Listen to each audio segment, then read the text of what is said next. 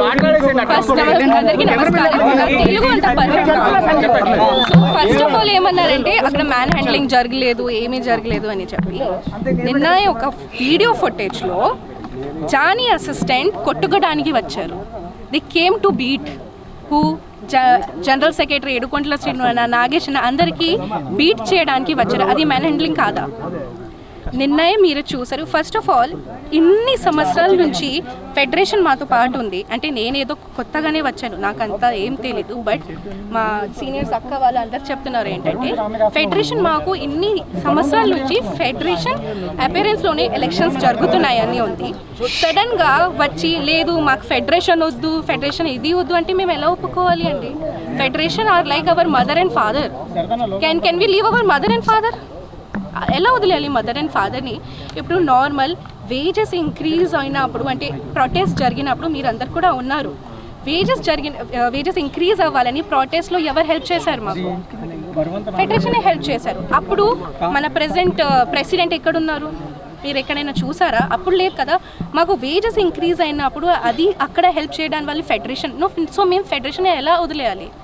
And మేము ఏంటంటే వాళ్ళు తప్పు బయట పెట్టాము కాబట్టి రిజైన్ చేశారు. అసలు జనరల్ సెక్రటరీ అండ్ ట్రెజరర్ గురించి నేను మాట్లాడట్లేదు.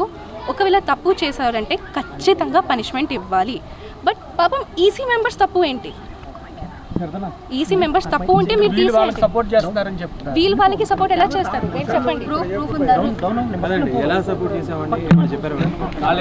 ఒక నిమిషం. అది సుమన్ అన్న అంటే one of the EC member. రాజీనామా ఇక్కడ అన్యాయం జరిగిందని చెప్పడం వల్లనే డబ్బులు ఎక్కువ తిన్నారు అని ఒక నిమిషం. డబ్బులు ఎక్కువ తిన్నారంటే ఎవరు డబ్బులు తిన్నారు? సెక్రటరీ అని పేరు చెప్పేసి. సో నేను సెక్రటరీ గురించి మాట్లాడట్లేదు ఇక్కడ. సెక్రటరీ ట్రెజరర్ గురించి తప్పు చేశారు, మీరు పనిష్మెంట్ ఇవ్వండి అని అంటున్నా. నేను ఈసీ మెంబర్స్ కూడా అదే అంటున్నామండి. మాకు కొన్ని కమిటీ మీటింగ్స్ అయ్యాయి. ఆ కమిటీ మీటింగ్ ఫుటేజ్ మీరు చెక్ చేయండి కావాలంటే. ఏ వీడియోలో కూడా ఈసీ మెంబర్స్ కమిటీ వాళ్ళు అన్యాయంగా తిన్న వాళ్ళకి సపోర్ట్ ఎక్కడ చేయలేదు. ఆ ప్రూఫ్స్ కావాలంటే బయట పెట్టమని చెప్పి గత 2 GB నుంచి అడుగుతున్నాం. ఆ ప్రూఫ్స్ బయటకు తీయండి అని చెప్పి. ఇంకొకటి చెప్పాలి ఏంటంటే నేను జనరల్ సెక్రటరీ తప్పు చేశారు, దట్స్ పర్ఫెక్ట్, టోటలీ పర్ఫెక్ట్. కానీ పాత మెటర్స్ ఎందుకు తీస్తున్నారు? అది నా క్వశ్చన్. బయటికి తీయాలి.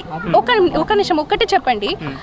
సేమ్ జనరల్ సెక్రటరీ ఎప్పుడే నేను ఒక ఇంటర్వ్యూ చూసి వచ్చాను, జనరల్ సెక్రటరీ ఇచ్చారు. దాంట్లో ఏం చెప్పారంటే ఎలక్షన్ ఉన్నప్పుడు అంటే ప్యానెల్లో మొత్తం హెల్ప్ చేశారు జనరల్ సెక్రటరీ. కేసు జరిగినప్పుడు అవన్నీ దాంట్లో హెల్ప్ చేశారు ఏడుకొండల శ్రీను అన్నాయ్.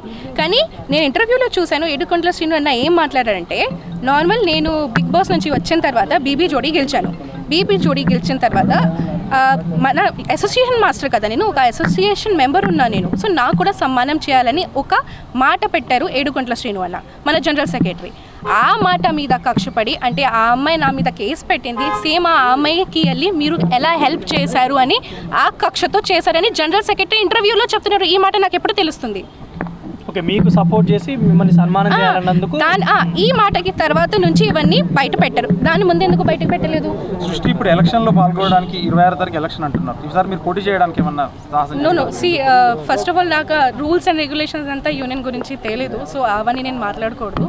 నేను 8 సంవత్సరాల ఎక్స్పీరియన్స్ ఉంటుంది మా దగ్గర. ఏదైనా ఎలక్షన్ పోటీ చేయాలంటే 8 years ఎక్స్పీరియన్స్ ఉండాలి. రాజీనామా అనేది మేము ఫెడరేషన్ ద్వారా ఎలక్ట్ అయిన వాళ్ళమండి. మేము రాజీనామా అనేది ఫెడరేషన్ వాళ్ళకి ఇచ్చింది మాట వాస్తవమే. కానీ అది ఎలా వీళ్ళందరినీ ఒక తాటిపై కూర్చోబెట్టి మా అసోసియేషన్ భవిష్యత్తు కరెక్ట్గా ఉండాలి, డాన్సర్ల భవిష్యత్తు కరెక్ట్గా ఉండాలని ఒక ఉద్దేశంతో మేము మాట్లాడడం జరిగింది తప్ప మేము రాజీనామా అనే ప్రస్తావన ఎక్కడ తీయలేదు. ఒకటి వాళ్ళు కూర్చోబెట్టిన తర్వాత లెటర్లు ఎలా వచ్చాయో తెలియదు.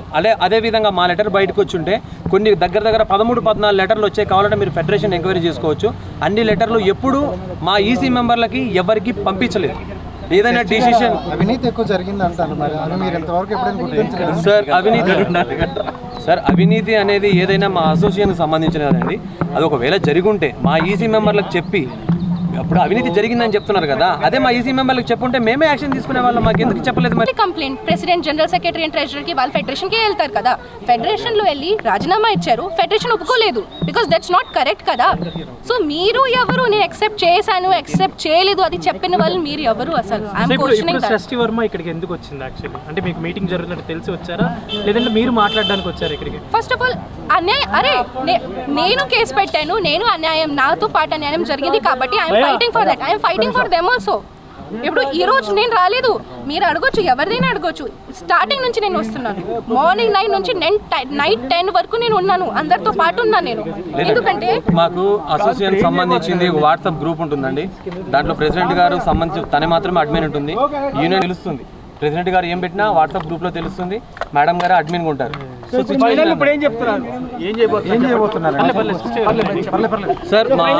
మా అసోసియేషన్ భవిష్యత్తు ముఖ్యమండి. అది ఏం చేయబోతున్నారు సార్? ఏం చేయబోతామని అంటే మేము ఇది చెప్పలేమండి. ఎవరు రాజీనామాలు వాళ్ళు అలాగే ఉంచేశారు, మీరు 2 వర్గాలుగా చీలిపోయే అవకాశం ఉందా? సార్ వర్గాలు అనేది మేము ఎప్పుడు చీలిపోమండి. అసోసియేషన్ భవిష్యత్తు మరి కలిసి పనిచేయడానికి మేము ఇప్పుడు ready, 100% ఇది మేము ఇప్పుడు కూడా రెడీ, బట్ మా ప్రెసిడెంట్ గారు రెడీ లేరు సార్. జరిగిన జనరల్ బాడీ ఎప్పుడైతే మేము గత నెలలో జరిగిన 14వ తారీఖులో మేము కలిసి పనిచేస్తాం అని మేము చెప్పడం మేమే జరిగింది. కావాలంటే వీడియో ఫుటేజ్ ఉంది, కావాలంటే మేడం గారిని అడిగితే వీడియో ఫుటేజ్ ఇస్తారు.